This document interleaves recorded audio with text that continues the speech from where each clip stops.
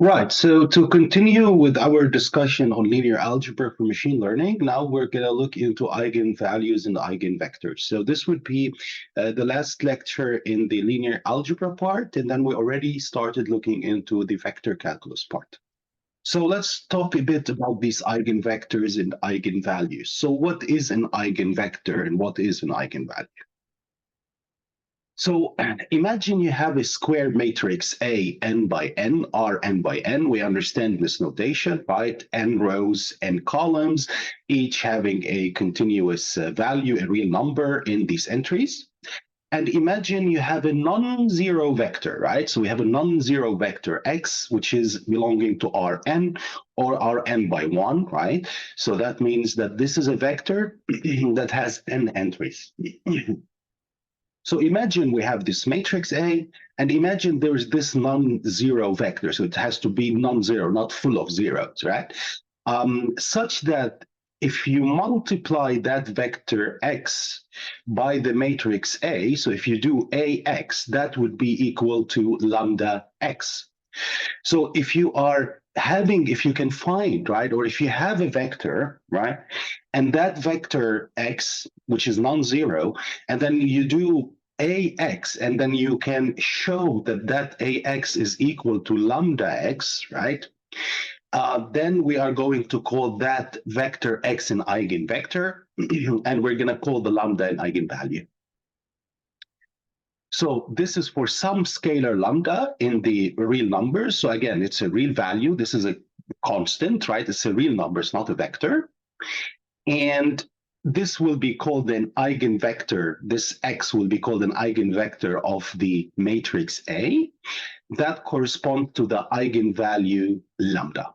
Okay, so if we have a matrix which is made of n by n entries, R n by n, and we can find some vector x such that if I do ax, it is like just taking the x and scaling it by a vector, by a constant lambda, then we call that vector eigenvector, and the lambda, we call it an eigenvalue corresponding to that eigenvector.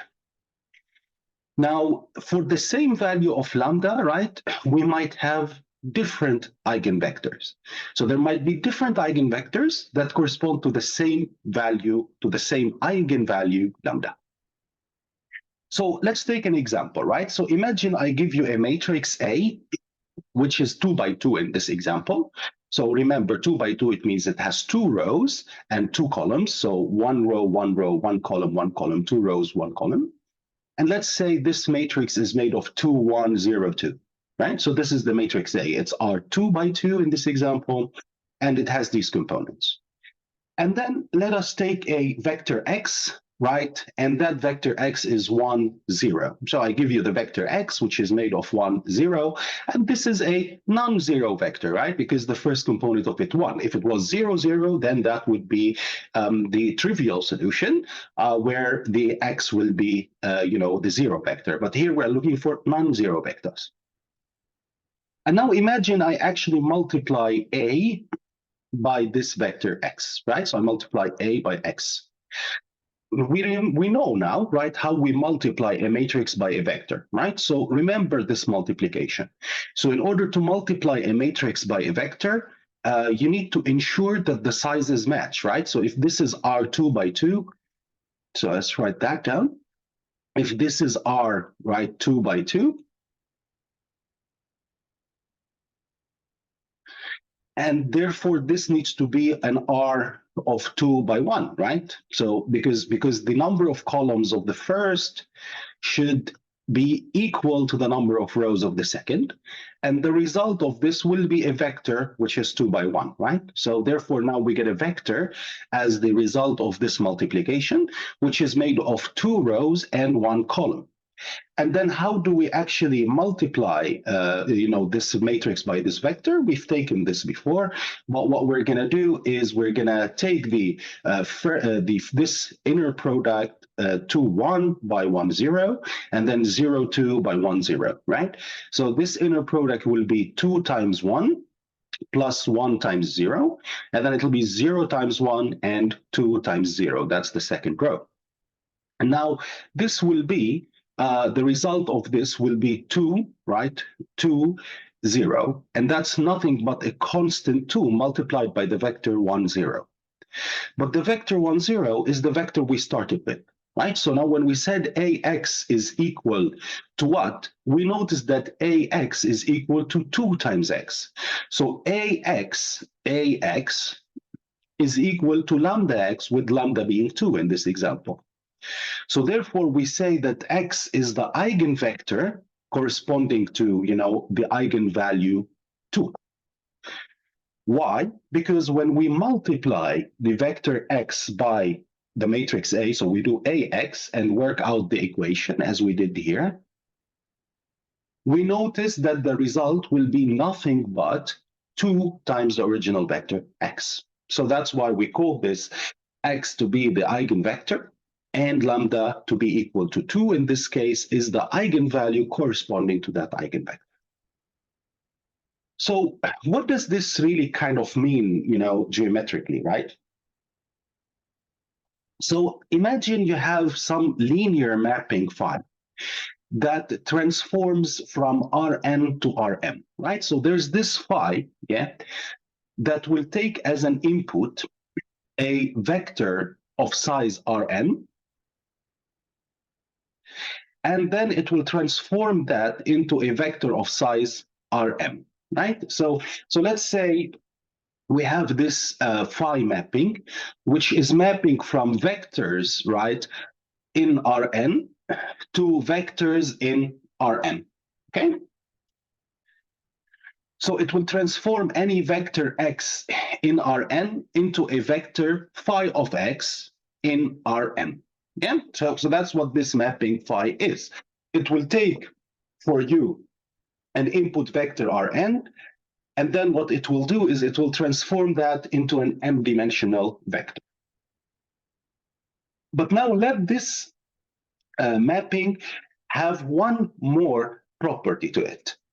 So imagine this mapping phi is mapping the following additive vector. So it's mapping a constant alpha multiplied by x plus a constant beta multiplied by some vector z. So x is in Rn, z is in Rn, alpha and beta are just constants. So imagine that this mapping, right, will take this vector alpha x, so a scaled version of some vector x in Rn, added to it another scaled version by beta, another vector in Rn, which we call z.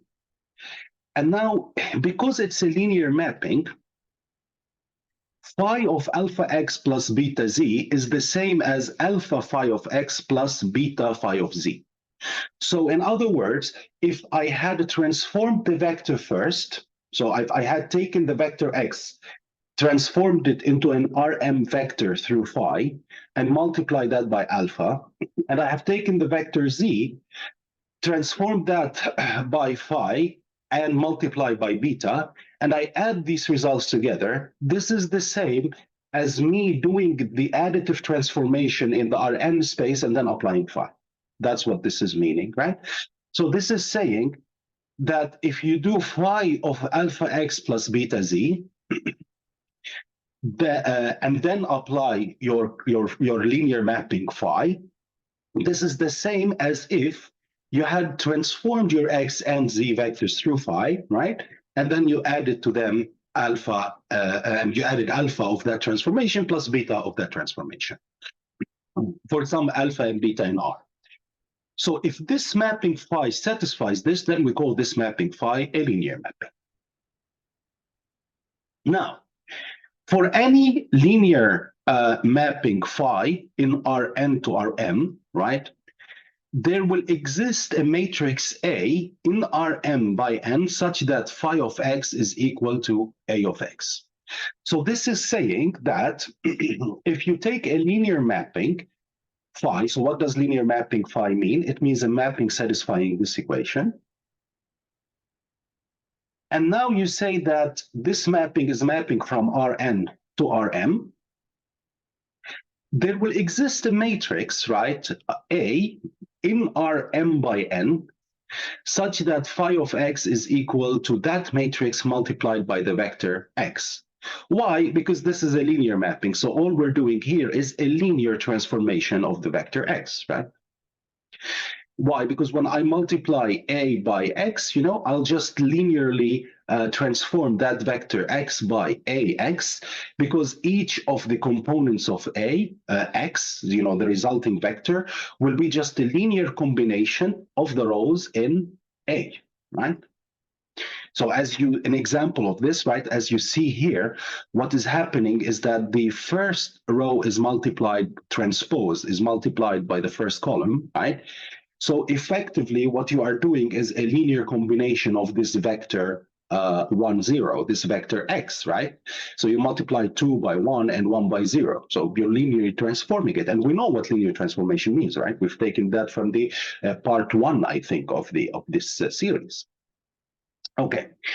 So now, for any linear mapping, right? So if we have a linear mapping phi in Rn by n, in Rn to Rm, then we can say that there's a matrix A is of size m rows and columns, such that phi of x is equal to ax. Now, when we say ax is equal to lambda x, it actually means that this vector x does not change after the transformation defined by A. It means that this vector x that you have multiplied by your matrix A, it's kind of a special vector, right? Because this vector x, when you multiply that by A, it didn't change after you did this multiplication, right? It just become ax is equal to lambda x. So that vector x you multiply by that a, all you have done is kind of, like multiplied that vector by some constant lambda. So you shrank it, you expanded it, and so on. Right. So what is an eigenvalue? What is an eigenvector? An eigenvalue and an eigenvector. So if you have a matrix A and you can find a vector x, and that vector x, if you multiply it by A, it will give you a lambda x. So it will be just a constant multiplied by the original vector x. Then we call that vector a eigenvector, and the corresponding value an eigenvalue. And here we took an example, right? So we took an example where we said if you multiply this x 1, 0 by this matrix A, you will just get nothing but 2 times x. Therefore, the lambda is 2, so the eigenvalue is 2. That corresponds to the eigenvector 1, 0. Okay. Now, what we can also do is we can do something called eigendecomposition and diagonalization. So let's talk about that a little bit, right? So first of all, let's understand what we mean when we say we have a diagonal matrix, right? So what is a diagonal matrix? So imagine you have a square matrix D, which is made of Rn by n. So this matrix D, it has n rows and n columns, right? And it is R, meaning that every component there, is a real value.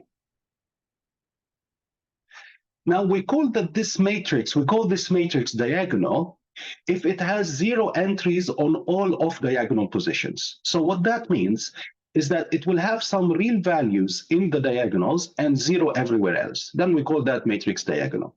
So here D11, D22, DNN, these are called the diagonal positions, right? So this is the first diagonal position. It's on the first row, first column. Then the second diagonal position is on the second row, second column. Then the nth diagonal position on the nth row, nth column. Now, this is what we call the diagonal entries of the matrix. And everything else, right, these are called off-diagonal positions. So we will have a diagonal matrix if on the diagonal we have values and on the off-diagonal we have zeros, then we call that a diagonal matrix. So here are some examples of this, right? So here's some example of this. So imagine this matrix D, which is 1, 2, 3, 4, 1, 2, 3, 4. So it's 4 by 4. And then on the diagonal, you see for the first diagonal entry, you have 4. For the second, you have -3. For the third, you have 0.5. And for the last, you have 2/5. and then everywhere else you have zeros. So this is an example of a diagonal matrix, because on the diagonal we have values, and off diagonal we have nothing, right? Like they're zeros.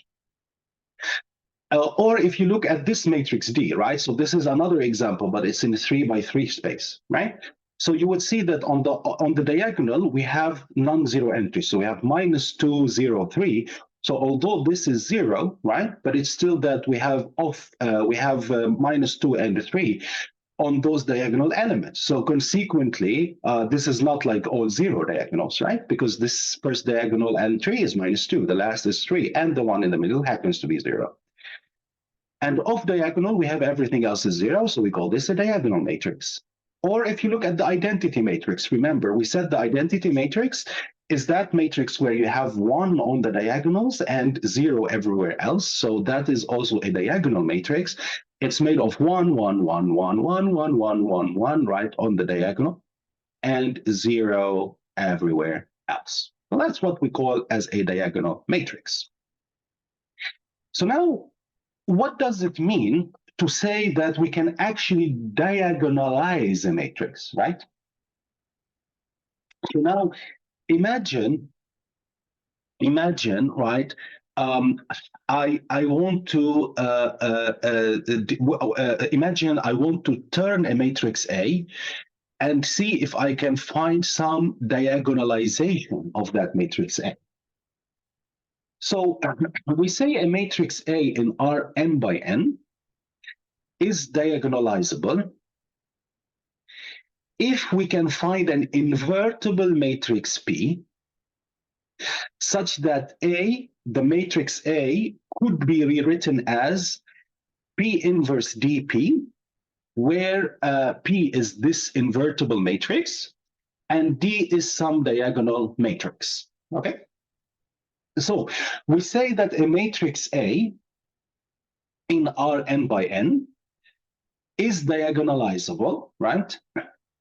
If we can find an invertible matrix P such that we can rewrite this matrix A as P inverse dP, then we say that this matrix A, the n by n matrix A, is diagonalizable. Now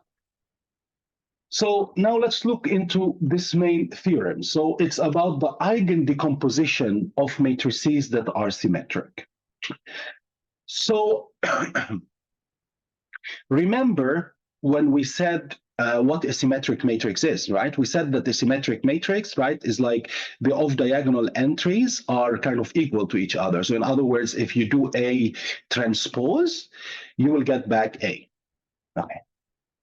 Now, imagine you have a symmetric matrix A, right, which is made of Rn by n. So it has n rows and n columns. And let us say that the vectors u1, u2, un are the collection of eigenvectors for this symmetric matrix A. Now remember from our previous slide, an eigenvector has to come with an eigenvalue, right? So an eigenvector is that vector that if you multiply by the matrix, your output will be just lambda, the eigenvalue multiplied by the vector, okay? So now let's say you have an n by n matrix, and let's say you have u1, u2 up to un, right? So this is the collection of the n eigenvectors for that matrix. So to define those, we need the corresponding eigenvalues, right? So we need the corresponding eigenvalues, which are lambda 1, lambda 2, up to lambda n. So lambda 1 is the corresponding eigenvalue for the eigenvector u1. So if I would multiply A by u1, I will get lambda 1 multiplied by u1. Lambda 2 is the corresponding eigenvalue for the eigenvector u2. So if I multiply A by u2, I will get lambda 2 u2, and so on, right? So i.e., A ui is equal to lambda I ui, for all I in 1 to n, right? So A u1 is equal to lambda 1 u1. That's kind of the eigenvalue corresponding to the eigenvector u1. A u2 will be lambda 2 u2, right? So that's going to be the eigenvector corresponding to the eigenvalue lambda 2, up to A un is equal to lambda n un, right? So that's the nth eigenvector corresponding with its corresponding nth eigenvalue. Now, if we have this symmetric matrix like that, then and the corresponding eigenvectors and eigenvalues, then the matrix A, we can factorize the matrix A, right, as follows. We can rewrite this matrix A as a matrix made of the eigenvectors column-wise, so the first eigenvector, the second eigenvector, and the nth eigenvector, multiplied by a diagonal matrix made of the eigenvalues lambda 1, lambda 2, up to lambda n. So this will be a diagonal matrix, and it will have, diagonal means on the diagonal we have elements 0 otherwise, and the diagonal values will be lambda 1, lambda 2, up to lambda n, multiplied by this matrix U but transposed, meaning that now every eigenvector will become a row instead of being a column.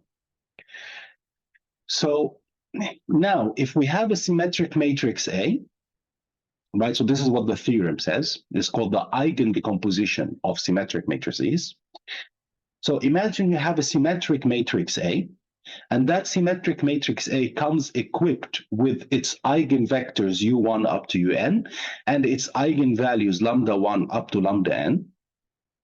Then we can rewrite this matrix A as a matrix U where the column is made of those eigenvectors. So that would be U1, U2 up to Un, multiplied by the diagonal matrix such that the diagonal elements are the corresponding eigenvalues, multiplied by the U transpose where now the eigenvectors become rows.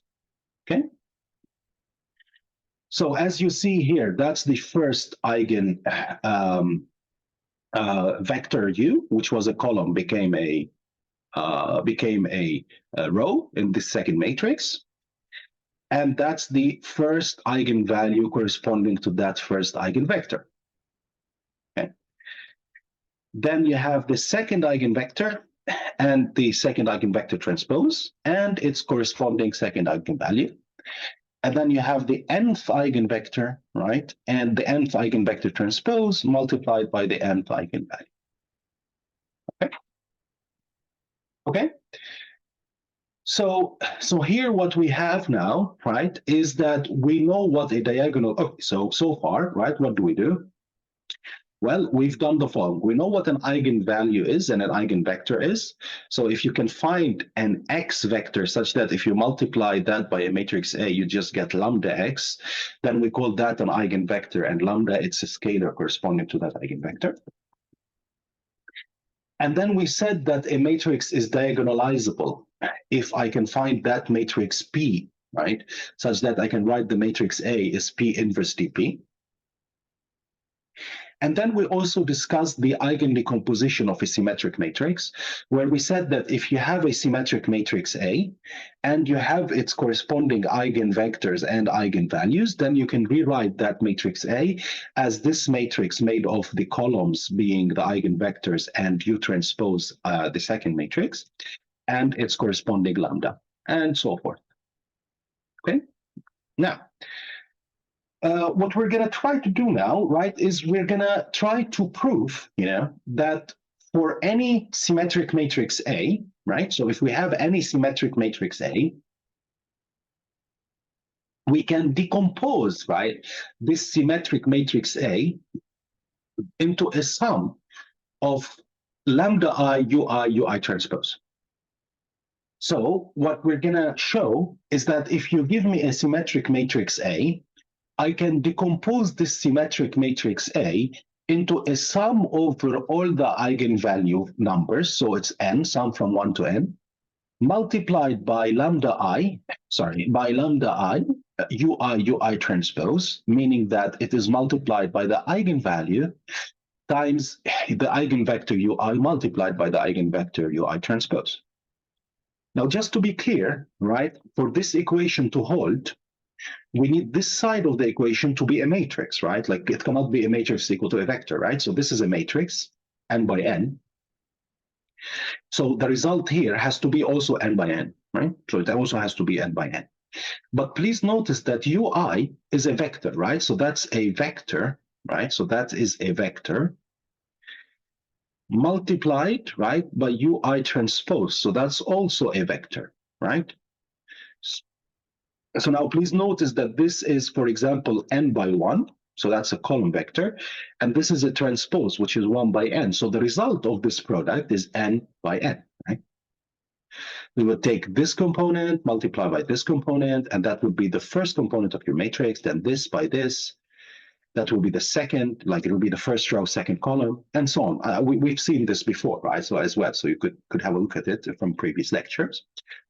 But now the idea is that this matrix A, right, is going to be a sum of those matrices, ui transpose, sum of these matrices, ui transpose.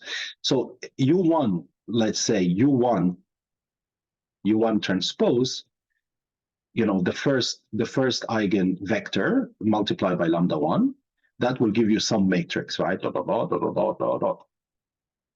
And then you add to that lambda 2, u2 transpose, oops. And that's another matrix, dot, dot, dot, dot, dot, dot, dot, and dot, dot, dot, up to lambda n. un transpose, right? So that's the last matrix, boom, boom, boom, boom. It's a matrix, right? N by n. And then we just add them together, right? So it's saying that I can rewrite this matrix A, right, as a sum of those matrices, right? Lambda I ui transpose, where ui is the eigen vector I corresponding to its and its eigenvalue lambda I. So u1 for u2, u up to un are the eigenvectors of this matrix A, and they correspond to the eigenvalues lambda 1, lambda 2, up to lambda n. So now we would like to show that this matrix is equal to this matrix, right? That's what we want to prove. So how can we show that two matrices of equal size are equal? Well, I mean, one way to do that is we can show that each of the entries are equal, right? So we can show that every entry between these two matrices is actually equal. And if we can show that, then we know that this matrix A is equal to this matrix B. So let's try to do that, right? Now, notice that this matrix A is a symmetric matrix. Because it's symmetric matrix, I can apply the eigendecomposition theorem, right? So I can say that I can rewrite this matrix A as the matrix made of the column eigenvectors u1, u2, up to un, multiplied by the diagonal matrix of the eigenvalues lambda 1, lambda 2, up to lambda n, multiplied by u1 transpose, u2 transpose, up to un transpose. Where do I get this from? It's just from the previous slide, right? Where we said that the eigendecomposition theorem, you know, allows us to write in this way for a symmetric matrix. So we call this U, you know, this is a matrix U. So this is a matrix U where the columns of this matrix are made of the first eigenvector, second eigenvector, up to the nth eigenvector. We call this a big matrix lambda. So this letter is just the big lambda. So it's a matrix which is diagonal, right? Because it only has lambda 1, lambda 2, up to lambda n on the diagonal and 0 otherwise. And notice that this matrix is nothing but U transpose, right? Because this matrix, if you take, you know, this matrix and this matrix, you will notice that this matrix, it has a column, you know, which is the first, let's say the first column of it is the first eigenvector. And now this U transpose will have the first row being the first eigenvector. So it's just like you take the row and transpose it, take the column, transpose it from U, you take the second column from U, transpose it, and so on. And that's just the transpose operator, right? So really, this matrix A is nothing but this matrix U multiplied by lambda multiplied by U transpose. Now, what we can show is, let us understand what is the ij component, right, of the resulting product of these matrices.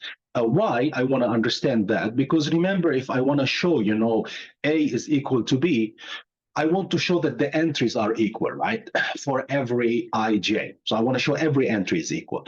So now let's ask the question, if I actually do this product U lambda U transpose, and I look at the ij component, so the component in the ith row, jth column, right?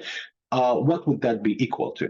And what we want to show is that this is nothing but the summation m equal 1 to n of lambda m um transpose, and that's the ij's component of this matrix. Okay. And that we also can show that this is equal to lambda n um transpose ij for arbitrary ij in 1 to n. So what this is saying, right, is that if you have a matrix A that you can write as U lambda U transpose, what we want to be showing now is what about the ij component of this U lambda U transpose? What about that? And then what you can show, and what we try to show, is that the ij component is nothing but the ij component of this sum of matrices, which is nothing but the the sum of the ij components of this matrices um transpose. So the first step, let us compute U lambda U transpose ij component. What's the ij component of U lambda U transpose? I mean, this is not that difficult, right? Because now this is nothing but the multiplication, right, of the multiplication of the multiplication of matrices together, right? So if you take this matrix, multiply that matrix, and multiply that matrix, what do we get? Well, let's look first of all on the multiplication on the right-hand side. So let's look how we multiply lambda by this u. So from our previous lecture, right, from our previous lecture, you know how to multiply two matrices together, right? So when we are going to multiply these matrices together, then we will get a matrix, right? So if you multiply two matrices together, right, then you will actually get a matrix. And now when we multiply this matrix by this, right, so notice what happens, right? So if you multiply this matrix by this, you will notice that everything off diagonal is 0, right? And everything on the diagonal is lambda 1, lambda 2, up to lambda n. So actually, if you make this product, then you will notice that the result here is lambda 1 u1 transpose, lambda 2 u2 transpose, up to lambda n un transpose. Now, how did we get here? This is an exercise you could do, but it's really easy to look into this. Just multiply those matrices together and look how you can collect the rows. And then you will notice that this will be lambda 1 u1 transpose, lambda 2, the first row. The second row is lambda 2 u2 transpose, and the last row lambda n un transpose. And now if we look at the ij component of this, right? So if we're looking at the ij component of this resulting matrix, then what we really want is, remember how we did the multiplication, right? So if we're looking at the ij component, that's nothing but taking, the ith components, multiply them by the j components, right?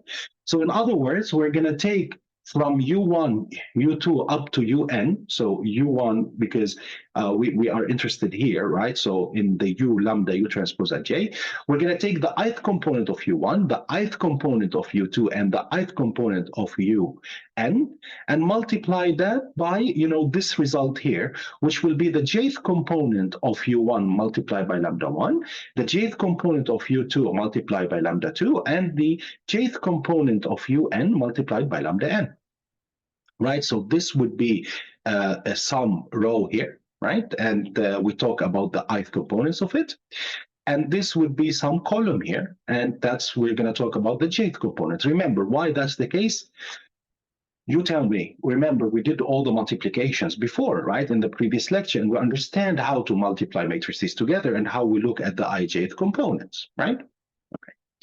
So now here we have u1i, u2i, up to uni, which will correspond to some row here. and multiply that by the jth component, which will correspond to some component there. And that is made of lambda 1 u1 jth component, lambda 2 u2 jth component, up to lambda n un jth component. Now, how do we do this product? Well, we know how do we do this product, right? Because this is lambda 1 multiplied by u1i, u1j plus, right? Oh, notice, what's this? This is an inner product, right? Because this is just a vector, row vector, multiplied by a column vector, right? So this is a 1 by n, and this is n by 1. So that will be a result is 1 by 1. It's a scalar, because just the inner product between the two vectors. And now what we could do is we can write this inner product as summation of lambda m umi umj. And therefore, what we can see is that the summation, this ij component, is nothing but lambda m umi and umj, right? So it's nothing but the eigenvalue multiplied by the ith component of the vector, of the eigenvector um, multiplied by the jth component of the eigenvector um. Now, remember this, that's what we arrived to. And now let's start computing, the um transpose ij. Okay, like we want to compute this, because now if we actually can show that this is equal to that, then we're almost done. Now, what about, this um transpose ij? So notice that this is nothing but lambda m, so the eigenvalue m, and now here we're taking the vector um, so it has one component, two component, up to the n components, right? So just to be clear, if it's confusing, this notation I or j is just the component corresponding to those, right? So now if we have a vector u, and that vector u is a column vector, so it will have um1, the first component of the vector um2, the second component, up to umn. And then we multiply that by um1, um2, up to umn transpose. So if we do this product, right, what do we get? Well, remember, we get a matrix, right? Because the first component, y, we know that, right? We took that in the multiplication. So this is an n by 1 vector multiplied by 1 by n. So that will get you an n by n matrix. Now, the first component of that matrix is um1 multiplied by um1, which will give you um1 squared.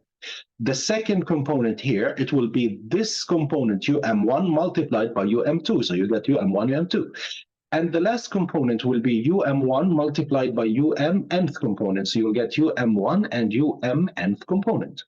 Similarly for the second row, right? So for the second row, you will get um2 multiplied by um1. Then you will get um2 multiplied by um2, which is um2 squared. And you will get um2 multiplied by umn, and that's the last component. And similarly to the last row of that matrix, where you will get umn multiplied by um1, then you will get umn multiplied by um2, then you will get umn multiplied by umn, which is umn squared, and then there's the lambda, which is here, it should be lambda n. So now, what is the ij's component of this? Well, the ij's component of lambda m um transposed, so the ij, the ith and jth component, is simply nothing but this lambda multiplied by ith component and umj component, right? So that's umi component, umj component. So the component on the ith row j column of this resulting product is nothing but umi multiplied by umj. So therefore, when we are summing from m equals 1 to n lambda n lambda m um transpose ij, that is nothing but the summation of lambda m ith component jth component. Why? Because we just showed that lambda m transpose ij, the jth component of this matrix, is nothing but lambda n multiplied by umi, so the ith component of the mth eigenvector, multiplied by the jth component of the mth eigenvector. And now if we compare these two, we notice they are the same. So now we are done, right? So we are able to show that if you have a symmetric matrix, then you can rewrite this symmetric matrix as the summation from lambda I ui transpose, where ui is the eigenvector and ui transpose is the eigenvector transposed, and lambda I is the ith eigenvalue corresponding to that eigenvector. Now, let's talk a bit about other matrices and some of their properties. So one very important matrix is something we call positive semi-definite matrices. So these are positive semi-definite matrices. They are extremely important matrices. So we call a symmetric matrix A. If we have a symmetric matrix A, and that symmetric matrix A is Rn by n, so it has n rows and n columns, we call that a positive semi-definite matrix or a positive definite if for any non-zero vector, so if I give you any non-zero vector x in Rn, and you execute x transpose ax, so if you take the row, multiply by that, so if you take x and transpose it, multiply by a, and then multiply by the column by x itself, you will get greater than or equal to 0. Like the number you will get will be greater than or equal to 0.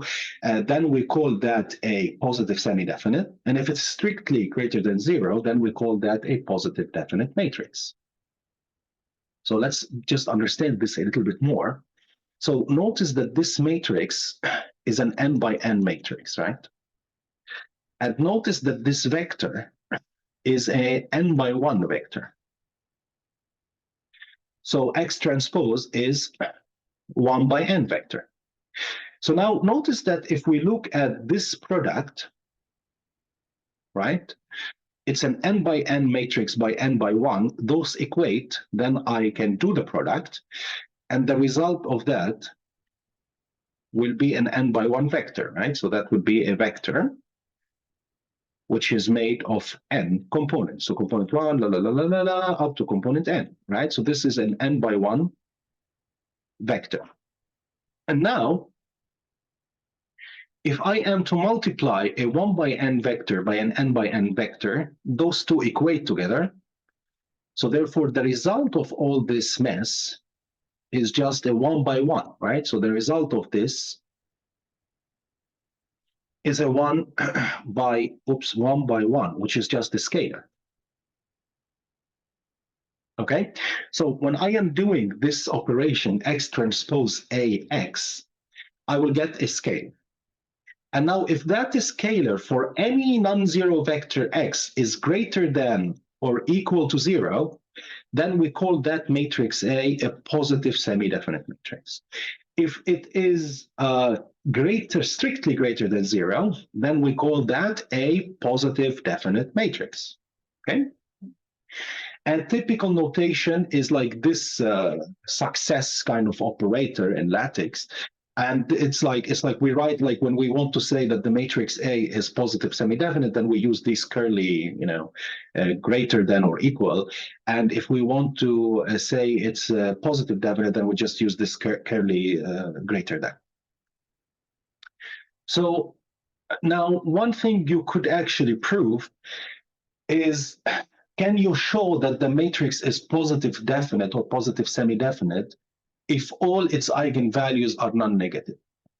So imagine this matrix A, right? And then I tell you all the eigenvalues of this matrix A are actually non-negative.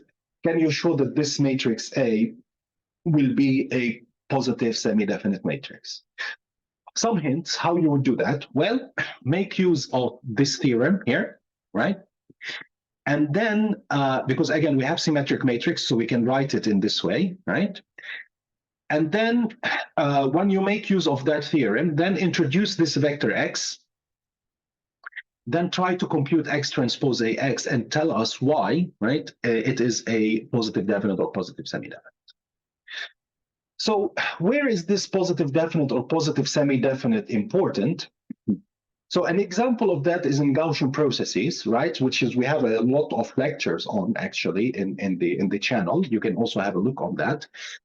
But now in the Gaussian processes, we have a symmetric covariance matrix. So that's the K matrix made of the kernel K x1, x2. And it kind of defines the similarity between f of x1 and f of x2. And now when you have multiple data points, right, you can write a kernel matrix. And that kernel matrix will be nothing but this kernel evaluated on the first point, the kernel evaluated on the first point, second point, and so on.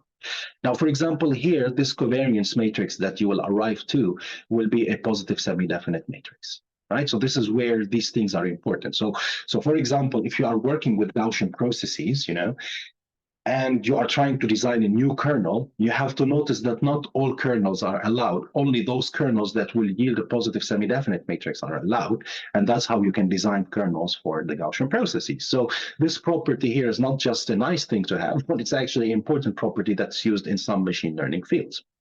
And in fact, if you want to be able to invert kind of these matrices, you have to have some properties like this one. And some examples of these kernels are like squared exponential kernel or rational quadratic kernel, which is actually kind of measuring the distance in the exponent between the points that you observe x1 and x2 to say how related fx1 and fx2 are. There's a separate set of lectures on this Gaussian process details. You can definitely have a look on it. Now, one more thing we're going to talk about is what we call a Cholesky factorization of a matrix. So now notice that the theorem, it says any symmetric matrix, so if we have a symmetric matrix that is positive definite matrix, so it has to be symmetric, so A is A transpose, and it has to be positive definite, meaning that this would actually hold. So if we have any symmetric matrix that is positive definite matrix A in n by n, A R n by n, we can factorize this into a product of two lower triangular matrices. And this is called the Cholesky factorization. So you can take this matrix A and factorize that matrix A into L transpose, where L is a lower diagonal matrix. So lower diagonal matrix, it means you would take the diagonal L11, L22, LLN, right? So this is the diagonal entries. And everywhere below the diagonal, you have numbers. And everywhere above that diagonal, you have zeros. So that's why it's called lower triangular matrix. So now, if you have a matrix A, which is symmetric and positive definite, right? So it's symmetric and positive definite. Then I can do something called the Cholesky factorization of this matrix A, where I can rewrite this matrix A as L transpose. So an example of this, imagine you have a matrix, 4, 12, minus 16, 12, 37, minus 43, minus 16, minus 43, 98.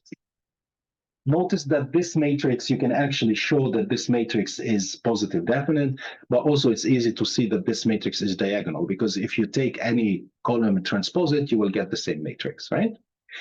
We can rewrite this matrix as a product of L transpose, a lower diagonal matrix L multiplied by L transpose, whereby this lower triangular matrix L will be made of 2, 6, minus 8, 0, 1, 5, 0, 0, 3. And this is just its transpose. As you notice, we took the row, made that a column, took the row, made that a column, took the row, made that a column. So now, if you have a matrix A, you can actually decompose this matrix A into a set of lower diagonal matrices, which is L transpose. Without any tricks, the complexity of this is cubic, which is a problematic, but then people, have been working into kind of accelerating this, and there are some methods to do that. So for example, if you're looking into sampling from distributions, then, this will pop up, and then you need to be able to compute that efficiently, okay? Right, so that's the Cholesky decomposition. I will give you a matrix which is a positive definite matrix, and then what you are able to do is you are going to be able to factorize it into a lower diagonal, lower triangular matrix multiplied by that lower triangular matrix transpose. Okay, so it's like you take L11, L22, LLN, the diagonal entries, everything below that, and is numbers, everything above that is 0, then we call that lower triangular. Okay. Now, the last thing we're going to discuss is matrix norms, right? So similar to vectors, remember in vectors, we talked about the L2 norm, the L1 norm, the L infinity norm, and so on. Now, we also have these vectors for matrices.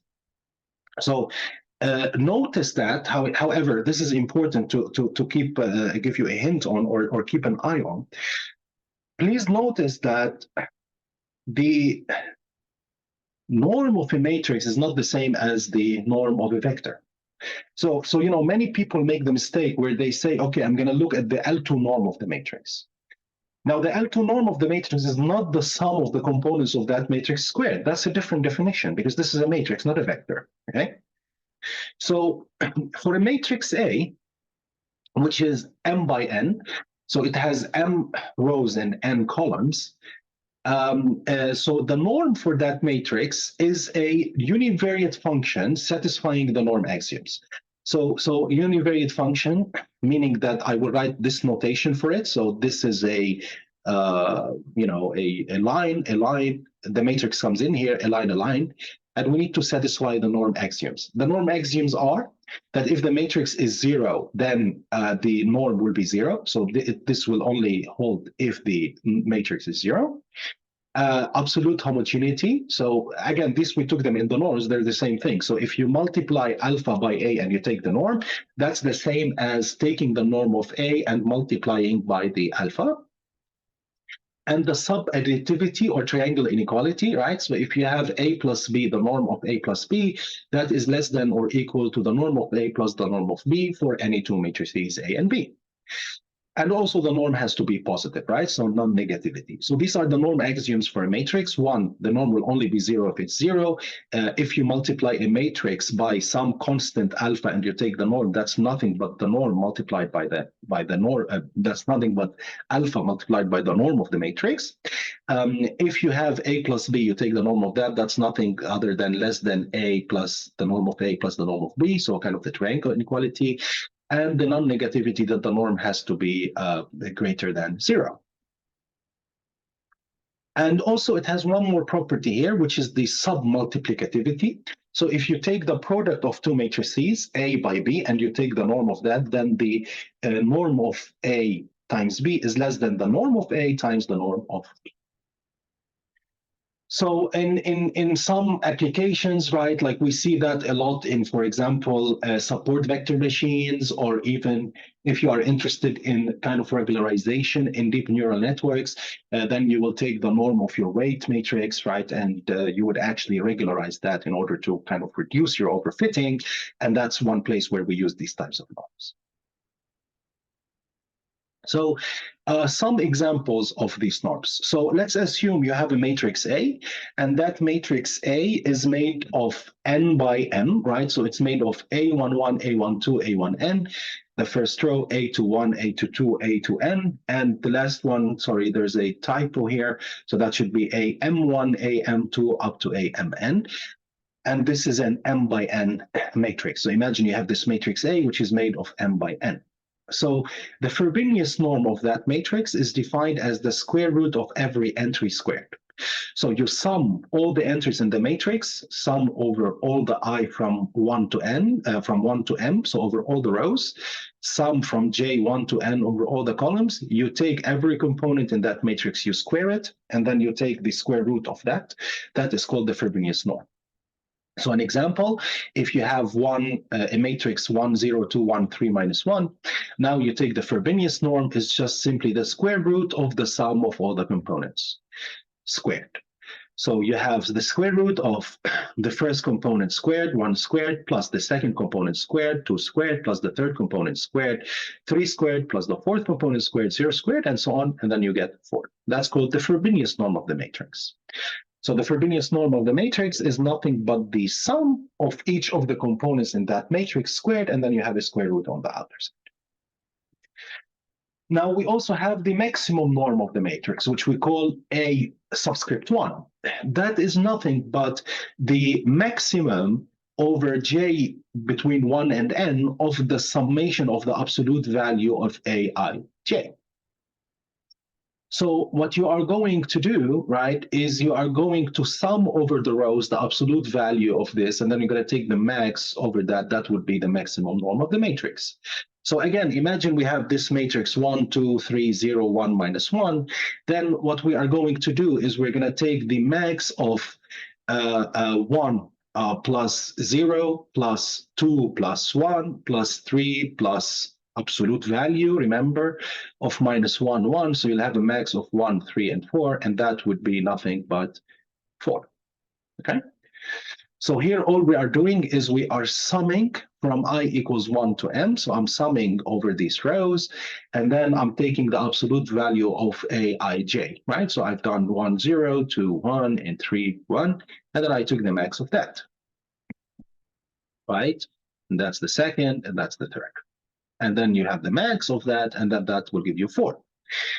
Now, the infinity norm is the max, so that's the infinity norm of a matrix. So it's the summation from j equals 1 to n of the absolute value of aij, and then you take the max of that. So again, if we take our matrix here, what you notice now is we are summing these over these like row components. So here we do 1 plus 2 plus 3, so 1 plus 2 plus 3, and then 0 plus 1 plus minus 1 absolute value, which is 1. So you get 0 plus 1 plus 1, which is the max of 6 and 2, and then that is 6. So notice when we are talking about the infinity norm, we are summing the components in the row, and when we are talking of the maximum norm, we are summing the components in the column. Right, so that's the first row sum, second row sum, and then that would give me the max between 6 and 2, and that would be 6, right? So the Frobenius norm is just the square root of the sum of every component squared. The maximum norm is you will sum things column-wise, and then you take the max of that, absolute values. And then the infinity norm, you will sum that row-wise, so you sum everything in the rows. So 1 plus 2 plus 3, 0 plus 1 plus absolute value of minus 1, which is 1, and then you take the max of that. And now there is the L2 norm of the matrix, which we call the spectral norm, the spectral norm. Now, the spectral norm is defined as the square root of the maximal eigenvalue of the matrix A multiplied by A transpose. So if you take the matrix A and you multiply that matrix by A transpose, so remember, we have matrix A m by n, right? Multiply that by A transpose. What is the size of A transpose? It should be n by m, right? And therefore, the result will be m by n. So it's a square matrix. Now we can compute its eigenvalues. And then I compute its eigenvalues, and I take the maximal eigenvalue. Then I take square root of that. That's what we call the spectral norm. So this is the maximum eigenvalue of A transpose. So if you have this matrix, 1, 0, 2, 1, 3, minus 1, and now you look at A transpose, so you take the matrix A, which is this matrix, multiplied by its transpose, right? So notice that this was 2 by 3. What's this transpose? 3 by 2. So 1, 2, 3, 1, 2. And now what you're going to do is you're going to just do A transpose, multiply that. We know how to multiply these matrices, right? So it's going to be this row by this column, then this row by this column. So you get 1 times 1 plus 2 times 2 plus 3 times 3, right? And so on. And then you will get a matrix that looks like this. So that by that, right? And then that by that, and that by that, and that by that. And now the max, you will compute the eigenvalue of those, and then you'll get the maximum. You take the square root, and that would be your matrix, your spectral norm of the matrix. Okay. So with that, we are ready to end the linear algebra part. And we already started the vector calculus part that Rasul has been going through. So if you like, these things we discussed, please feel free to, subscribe to our channel. And I really urge you to attempt, some of the exercises in the comments, or if you have any questions, let us know, and we will be very, very happy to answer them. So I will see you next time, and thanks a lot for listening to us. Please subscribe and leave a comment if you appreciate any of the work that we are doing. So thank you so much.